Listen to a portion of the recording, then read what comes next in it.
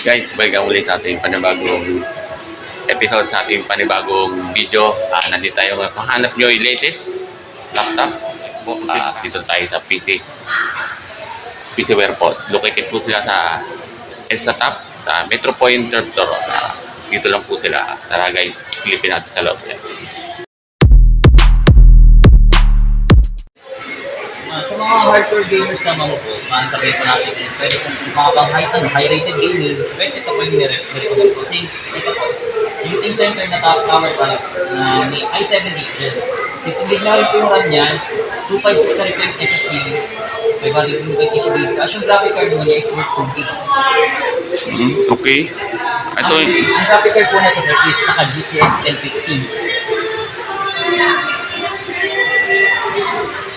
Samahan po natin siya ng 27-inch na monitor na 2K resolution, which means malaki na rin po. Or yung graphics po niya is parang high to very high. Ito po yung mga recommendation talaga pang gaming, high gaming, pwede siya. Yes. Kaya mga gadget 1, pang gaming po talaga itong computer setup na to. Computer setup po siya mga gadget 1. For only 20,349, makabil nyo po siya. Dito na yan, located sila sa Metro Point, third floor, no? Sa EDSA Top po. Dito po sila. Sa Metro Point po, makikita nyo po sila. Si PCware, computer set po. Yan. Dito naman po, meron po tayong naka 80 gram, 120 gig na HD, SSD, tapos 500 na HDD. Meaning dual storage din po siya. Nagkakos lang po siya ng 7,550. Yan, no? Gadget 1. Yung kanilang, yan ang spec nyo. Gusto na rin po ito pang estudyante or pang work from home. Okay. Yung mga kasama niya, yung packet niya. Ito, meron din po siyang headset, mouse and keyboard, Saka yung keyboard, speaker meron na rin.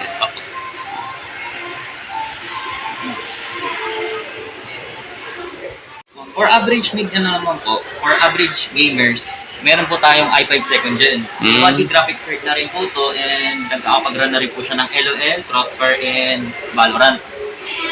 Sa Pwede siya sa gaming, sir. Yes po.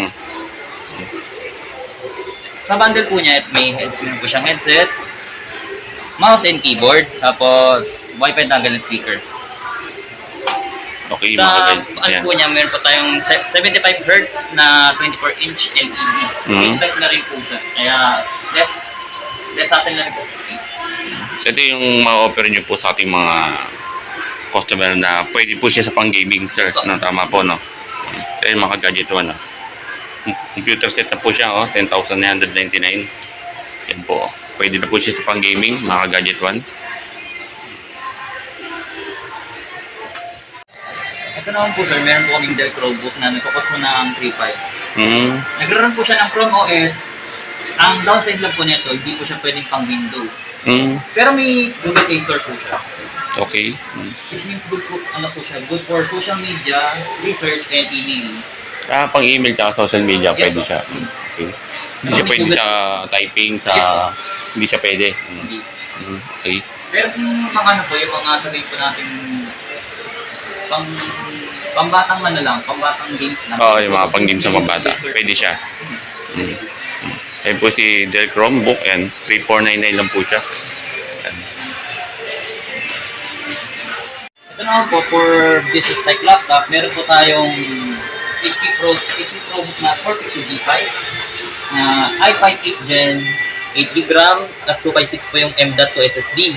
Pwede po siya mag-dual storage. Kaya pwede possible po siya gumamit ng 512 gig. So, kung ano po, sabi natin for travel, work from home, or ano, kung marami po price na ilalagay, pwede po. Okay. Pang work from home, tapos pang travel, pwede rin siya sa dito. Sa gaming, sa typing, pwede siya, no? Sir, no? Yan, mga gadget 1, no? HP ProBook 43, yan. Ayan po yung kanyang ano. For only for 13,499. Yes po. Ganun din po yung warranty niya, sir, no? Yes po, 6 months, no? Anong cover po ng warranty sa laptop po? Ito naman po sa kung may problema po siya sa OS, pwede po namin siyang repair under 6 months. And warranty po, sa warranty po, ang pasok lang po yun is yung hardware and software. Kapag may physical damage po dito, void na po yung warranty. Ang pakiulit po, ano yung pasok po sa ano niya? Yung hardware and software po. Hardware, software, mga kagajiwan. Yung pasok po sa under po ng warranty na 6 months. Yes, Yan po. For ano naman po, sa mga pang work from home or average out encoding, pwede po to. Since small type lang po siya, space friendly, saka ano lang po, hindi lang po siya makakain ng maraming space. Ito pong may piece ko to is Dell Vice na 5070, Pentium Silver na rin po siya. So, i-convert po yan, i3 Gen. Ito po, ang specs ko nito is 8GB RAM and 128GB and .2 SSD. Available din po siya to 16GB RAM and 256GB. Okay.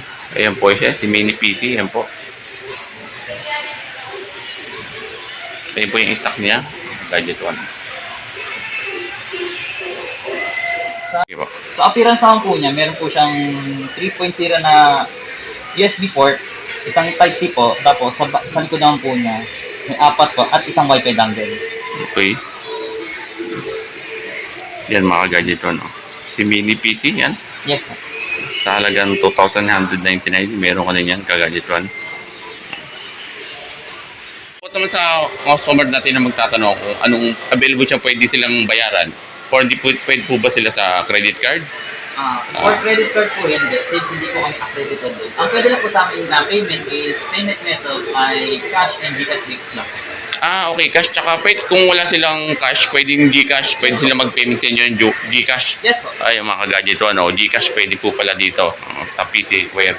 Ayan po. Dito sila, located po ulit. Inuulit ko, located po yung kanilang store po sa 3rd floor, Metro Point, and sa top po. Nandito po lang yan. Sa Metro Point lang po, mga gadget 1.